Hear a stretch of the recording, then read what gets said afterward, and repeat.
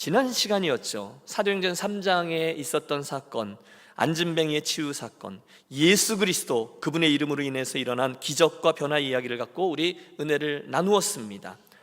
은과 금은 내게 없거니와 내게 있는 이것을 내게 주노니 나사렛 예수 그리스도 이름으로 일어나 걸으라 하고 오른손을 잡아 일으키니 발과 발목이 힘을 얻고 뛰어서서 걸으며 그들과 함께 성전으로 들어가며 걷기도 하고 뛰기도 하며 하나님을 찬송하니 놀라운 일이 벌어졌습니다. 예수 그리스도 그리고 그분의 능력으로 인하여 나면서부터 걷지 못하던 자, 성전 미문에 앉아있던 그 거지가 총체적으로 변화되었어요. 그리고 나서 오늘의 이야기가 시작됩니다. 오늘 우리가 살필 본문이 11절부터입니다. 무슨 일입니까? 나은 사람이 그 사람입니다. 베드로와 요한을 붙잡으니 모든 백성이 크게 놀라며 달려나아가 솔로몬의 행각이라 불리는 행각에 모이거늘. 그 기적을 체험한 당사자가 베드로 요한 붙잡고 못 가게 하는 거죠. 당연하죠. 얼마나 놀랐겠습니까? 얼마나 고마웠겠습니까? 그런데 여러분, 엄밀히 말하면 그 기적은 비단 그날의 저에게만 있었던 게 아닙니다. 우리에게도 있었어요. 물론 오늘 저와 여러분이 그 사람처럼 육체에 있었던 변화, 신유의 기적 체험, 그걸 저와 여러분이 있을 수도 있고 없을 수도 있죠. 하지만 동시에 우리 삶에는 그것 외에도 하나님의 기적이라고는 말할 수밖에 없는 그런 일들이 가득합니다. 제 삶에는, 여러분의 삶에는 하나님의 기적입니다라고 말할 것들이 가득해요. 동의하십니까? 네. 우리들의 삶에는 곰곰이 생각해 보면 수많은 기적들로 가득 차 있어요. 저도 그래요. 내가 그때 뭔 생각으로 신학교를 갔는지 그것도 기적이고, 신혼살림 정리도 하기 전에 짐 싸서 강원도 떠난 것도 기적이고, 캐나다의 유학길과 목회길, 미국으로의 유학과 목회길, 그리고 오늘 이곳 유니온에서 여러분과 함께 주님을 섬기는 이 모든 것도 사실은 온통 기적과도 같은 일들의 연속이었어요. 여러분은 어떠세요? 여러분 말입니다. 세상은요 온통 하나님의 기적으로 가득합니다. 우리에게 있는 생명도 기적이고요, 세포를 비롯해서 우리들의 육체도 기적이고요, 사실 우리가 자연현상이라 부르는 모든 것들도 사실은 그게 그렇게 될 수 없는 거죠. 근데 그 기적들이 반복되니까 우리는 그걸 원리라고 이야기하고 반복되는 기적들의 연속이라고 이야기하는 거죠. 아니, 가장 큰 기적이죠. 오늘 저와 여러분이 예수를 믿고 이 예배당에 함께 모여서 이렇게 예배하는 것 자체가 이미 큰 기적인 줄로 믿습니다. 그렇지 않습니까? 제가 보기에도 우리 교회에 이 아침에도 순순히 예수 믿지 않게 생긴 것 같이 생긴 분이 여럿 계세요. 오늘 보니까 3부 예배 때 한 15분 정도 그렇게 생기셨습니다. 딴 데 쳐다보지 마세요. 예. 근데 여러분, 우리 이민자의 자리가 축복이죠. 한국에 있었으면 우리 교회 식구들 중에도 몇 분이나 제게 그런 고백을 하세요. 한국에 있었으면 목사님 저 절대 예수 안 믿었을 거예요. 한국에 있었으면 저 이미 죽었을 겁니다. 제 형님들 봐도 그렇고, 제가 한국에서 살았던 삶의 패턴도 그렇고, 술 그렇게 좋아하고 저는 이미 이 세상 사람이 아니었을 겁니다. 그런데 이민자의 자리로 불러주셔서 축복이죠. 상황을 통해, 사람을 통해, 건강의 문제를 통해, 가정 이슈를 통해, 메시지를 통해서 등등 주님께서 저와 여러분을 만나 주셨고 그분을 믿게 되었습니다. 오늘 이 자리에 예배자로 나온 여러분 한 분 한 분이 사실은 기적의 주인공이죠. 우리는 그래서 불가항력적인 주님의 은혜, 그 안진뱅이 럭키 아니요, 저와 여러분에게도 먼저 다가오신 그분의 은혜 때문에 오늘 저와 여러분이 오늘 상상도 못했던 귀한 성도의 삶을 살아가고 있습니다.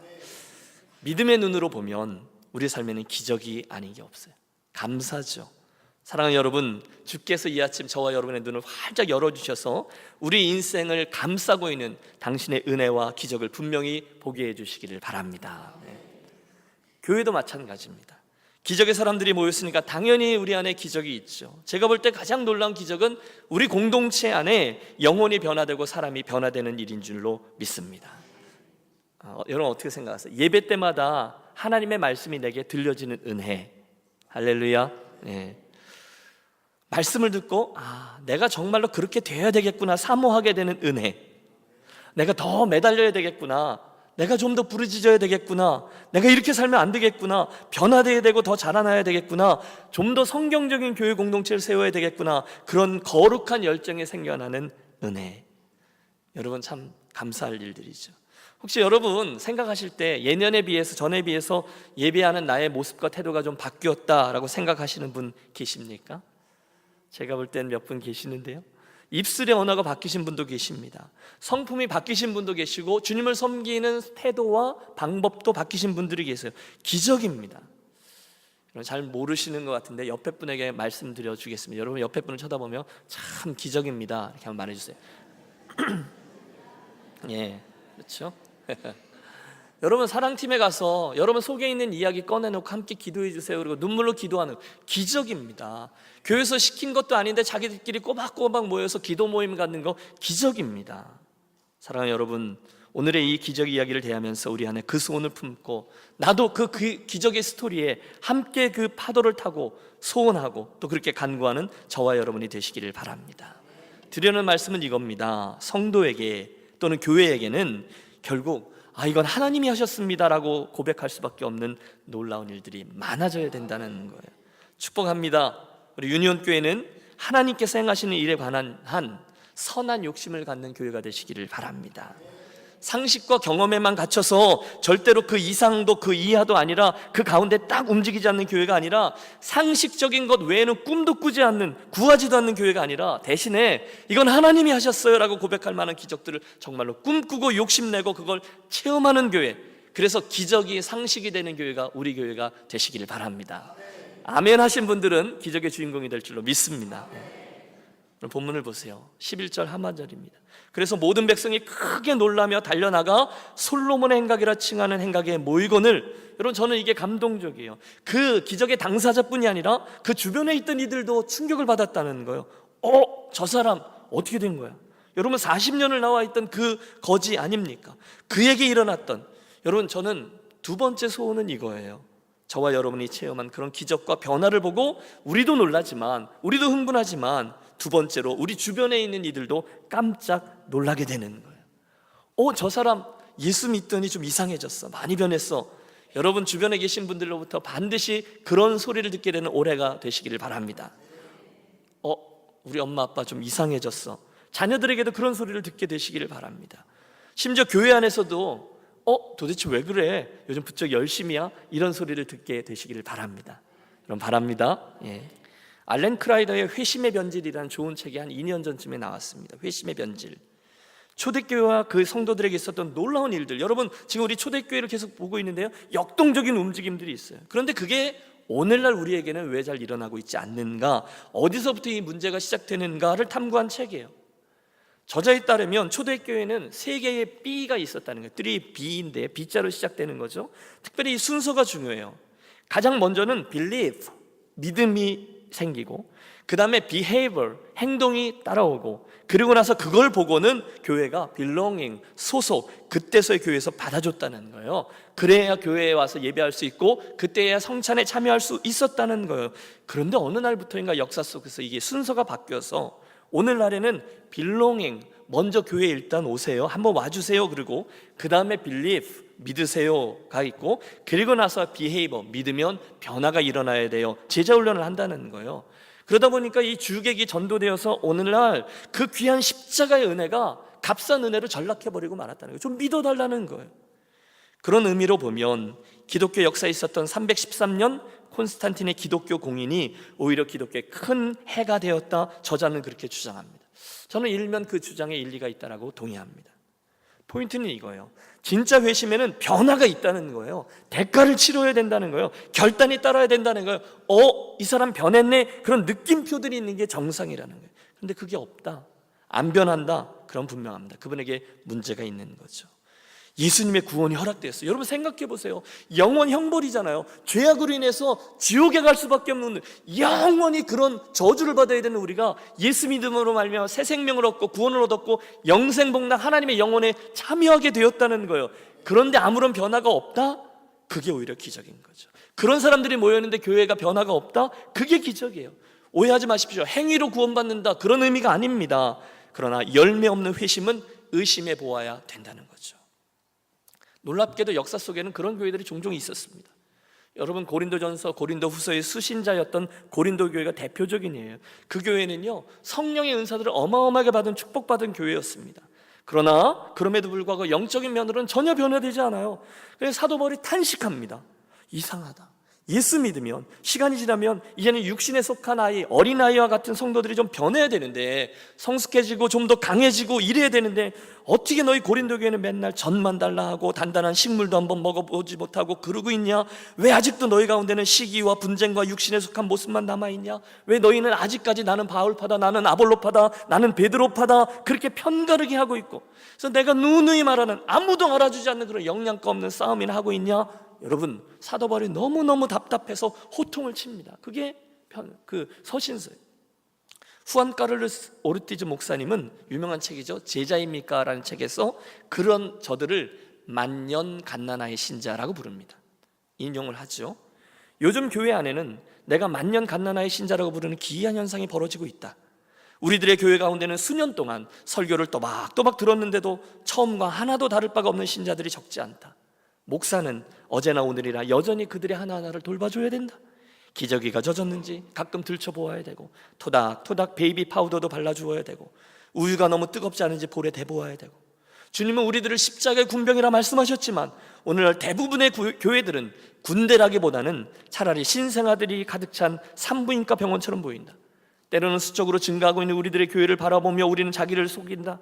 우리는 그걸 성장이라고 생각한다. 그러나 수적 증가가 곧 영적 성장을 뜻하는 것은 아니다. 무덤들도 역시 수적으로 증가하고 있으니까. 사랑이 없는 100명의 성도들이 여전히 사랑이 없는 성도 200명으로 늘어났다는 것은 띠룩띠룩 비갯살에 쪘다는 것 외에는 아무것도 아니다. 이런 신랄하죠. 그러나 의미가 있습니다. 사랑하는 여러분, 저는 저와 여러분의 인생, 우리 유니온 공동체가 이 만년 갓나나의 신자들이 아니라 나도 알고 남들도 아는 이 변화와 성숙이 있는 인생과 교회가 되시기를 축복합니다. 살아있는 교회는요, 살아있는 성도는요, 기적이 상식이 되는 거예요. 변화는 상식이고요, 이 모든 것들은 당연한 겁니다.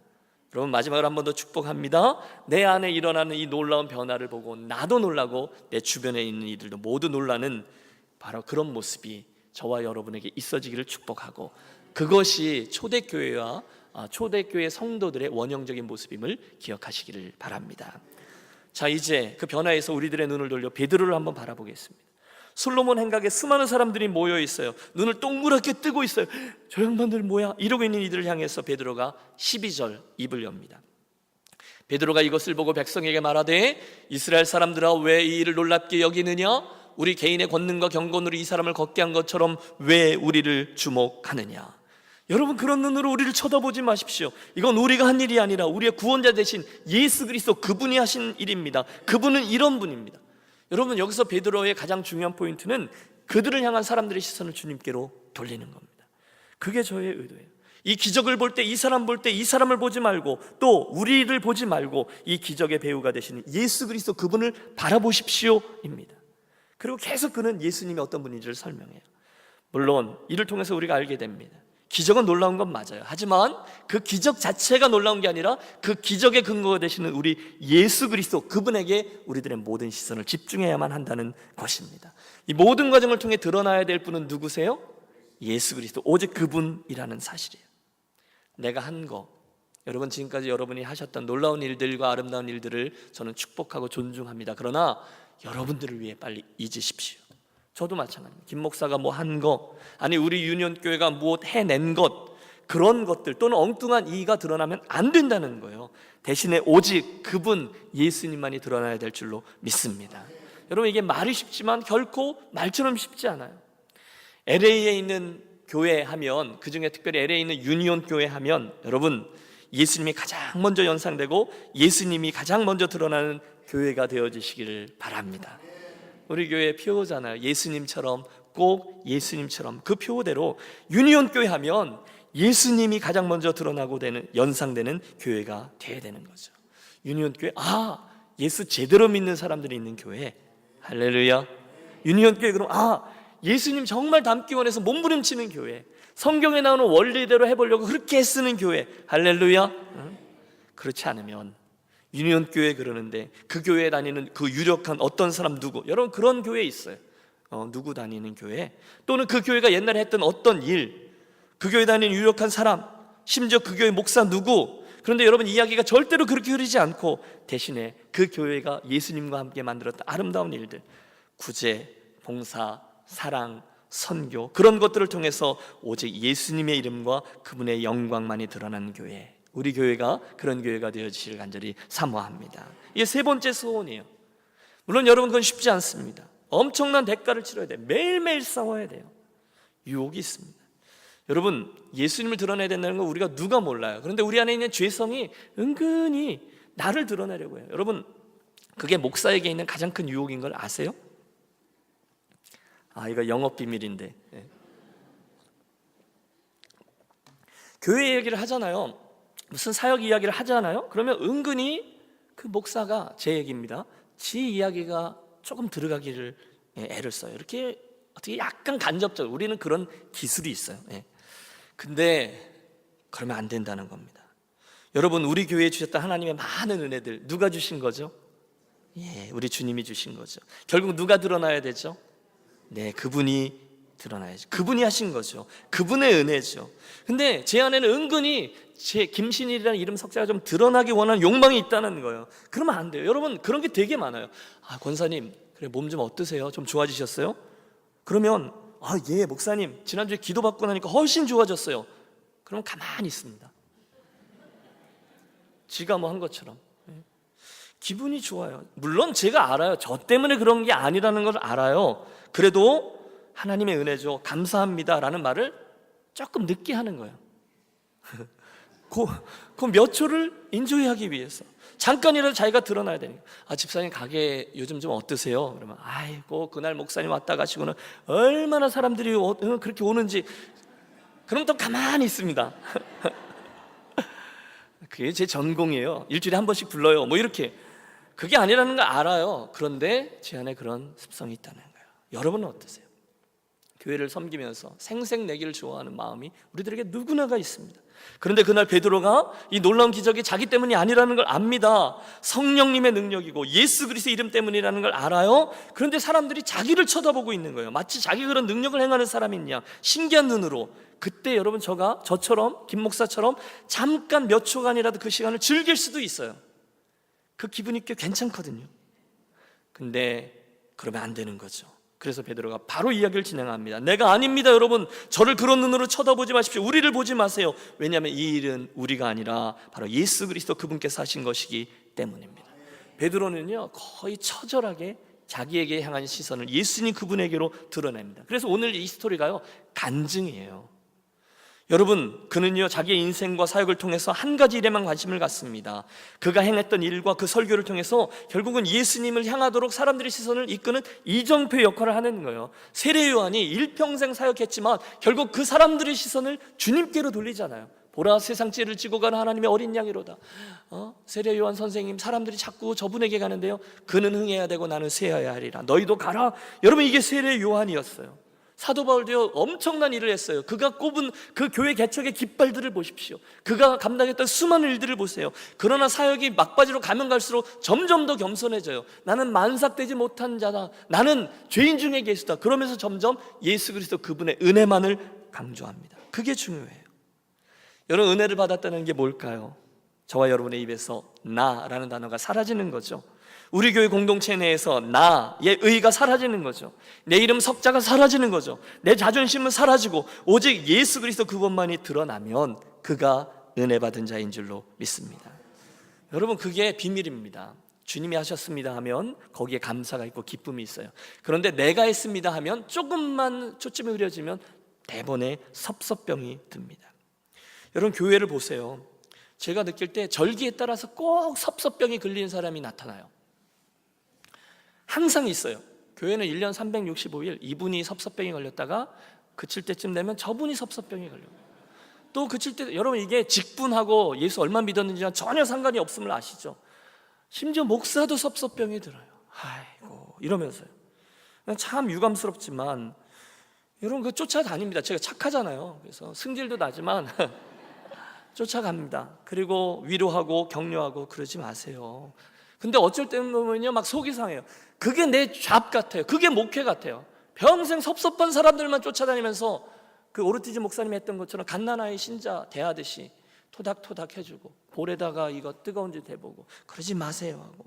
물론 여러분, 제가 뭐 짜증을 내는 건 아니에요. 네? 저는 여전히 그분들을 사랑해요. 하지만 안타까운 건 사실이죠. 왜냐하면 씨름해야 될 일이 너무너무 많아요. 우리의 보배로운 인생을 들여서 한 번 섬기는 예수, 한 번 세우는 교회 공동체, 하나님 나라인데 만년 갓난아이 달래기만 하다가 제 인생과 목회가 끝날 수도 있다는 것을 저는 불안하게 느낍니다.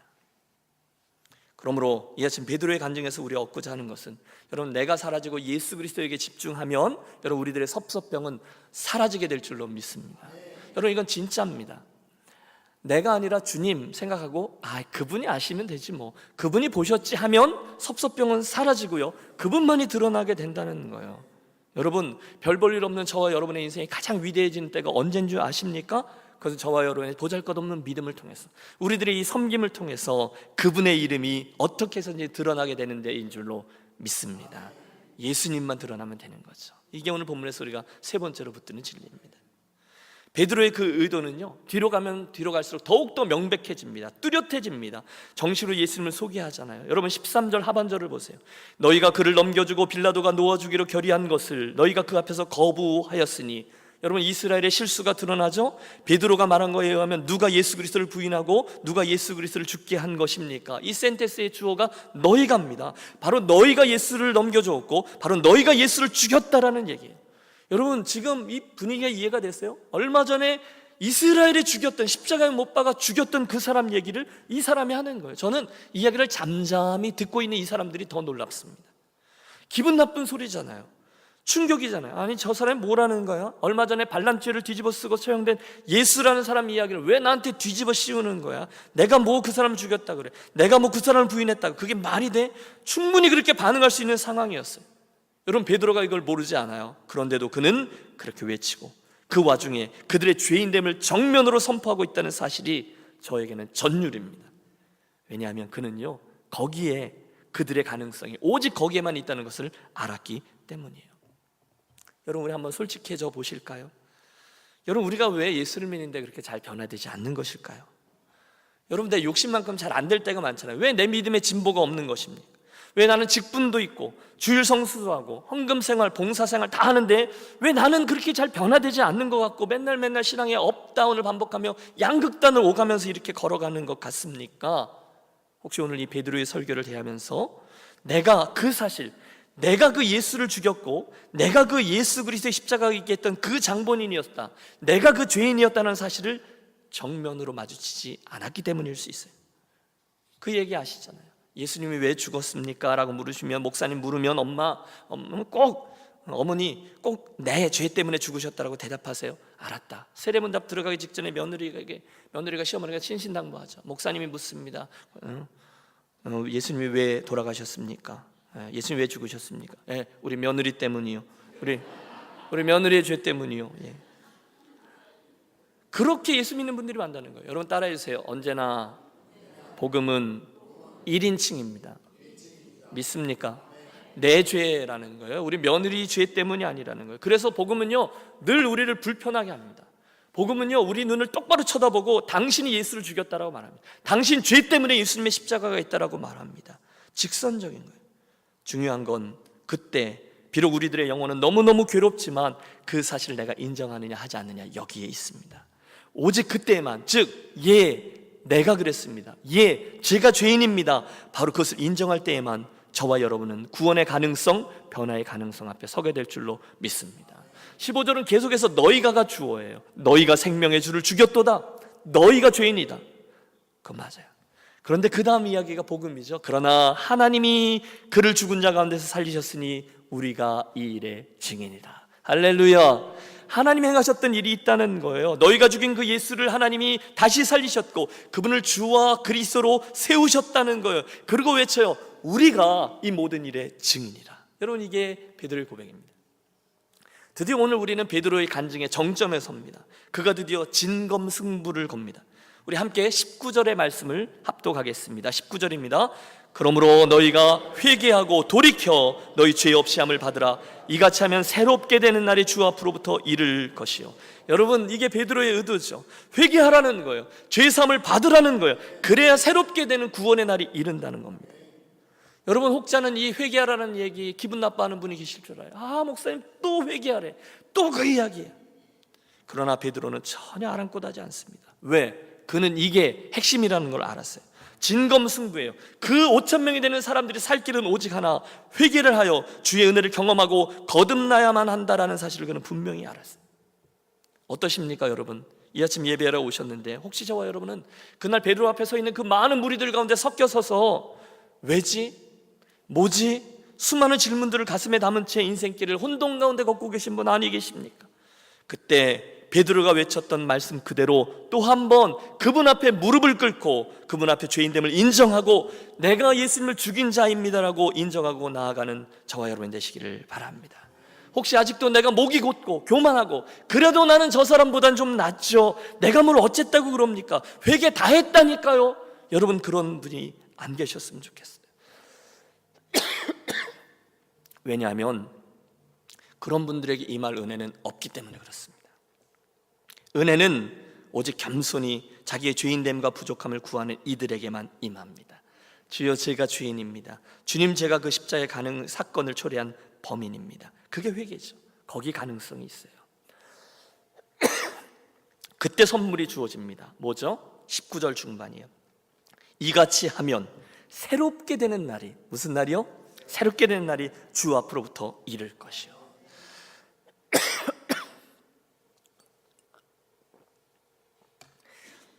새롭게 되는 날. 여러분 개역 한글 성경은 좀 더 직접적인 용어를 써요. 유쾌하게 되는 날이 이른다는 거예요.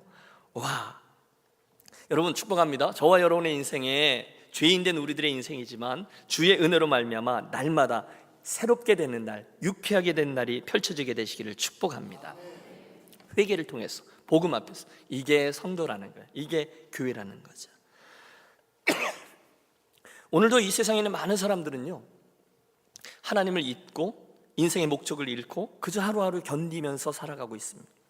그 중에 어떤 분들은 사도행전 3장 오늘 본장에 나왔던 그 걷지 못하던 거지처럼 영적으로, 육체적으로, 정서적으로, 관계적으로 문제를 지니고 있음에도 그게 단 줄 알고 성전 앞에 나왔지만 성전에 생전 들어가지도 않아요. 그 안에 들어가 하나님과 교제하지 않아요. 다만 성전을 등지고 앉아 오가는 사람들만 쳐다보며 동전을 구하면서 그냥 시대의 조류에 맞춰서 그렇게 살아가고 있습니다.